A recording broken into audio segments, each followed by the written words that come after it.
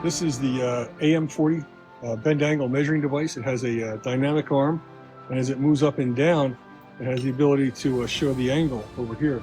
And that'd be the angle between these two bars right here. So when you bring these two bars together and hit reset, it resets it to 180.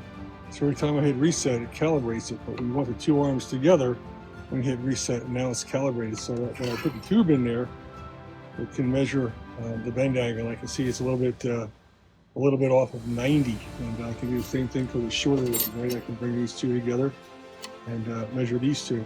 There's 90.2, 90.3. This would be like a 45-degree bend angle over here.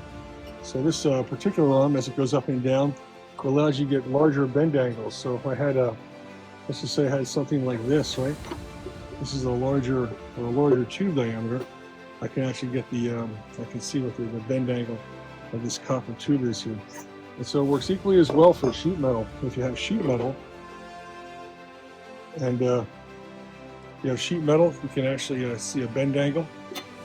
It's good for sheet metal. Here, imagine what the protractor would look like if you had to measure this guy, right? You try to measure these two arms here. Here's 179.6 degrees. It's supposed to be 180-degree bend. It's pretty close. But you can imagine how big the apex on the protractor would be in order to measure something like that. And so what's nice is to get up to a certain bend angle, or a certain bend radius, I should say. And so it's just good for sheet metal. It's good for tubing, and it lets you understand the particular bend angle that might be coming off of a break. It's not a CMM. It measures the bend angle. It can measure a lot of different pieces of sheet metal. The base is like your third hand. You ever saw a guy with a piece of sheet metal up in the air with a protractor to the light trying to see what that bend angle is on the first one that comes off the break?